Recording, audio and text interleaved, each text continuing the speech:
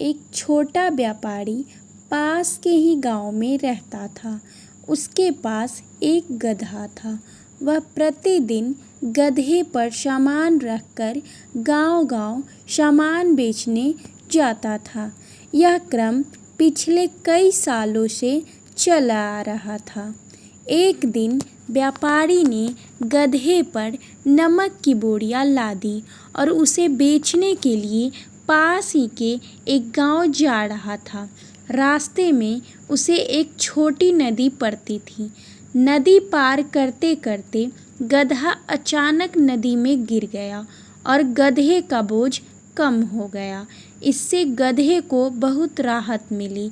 गधा समझ गया कि नदी के पानी में गिरने से बोझ कम हो जाता है। दूसरे दिन फिर गधे को लेकर नमक बेचने उसी मार्ग से निकला। गधा जानता था कि नदी के पानी में गिरने से बोझ कम हो जाता है। इस बार वह जानबूझकर नदी में गिर गया। पिछली बार की तरह ही इस बार फिर से कुछ नमक नदी में बह गया और गधे का बोझ कम हो गया। गधे की हरकत देखकर उसका मालिक समझ गया कि गधा जानबूझकर यह सब कर रहा है।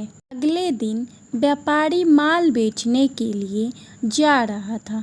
तब उसने नमक की बोरियों के बदले रुई की बोरियां रख दी और जैसे ही नदी आई, उस नदी को पार करते करते गधा फिर जानबूझकर नदी में गिर गया। बोरी में भरी रुई में पानी जाते ही रुई का वजन कई गुना बढ़ गया।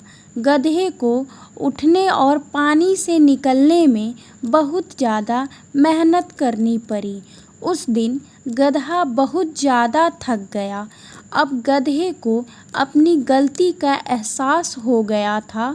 उसके बाद से गधे ने नदी में बैठना बंद कर दिया।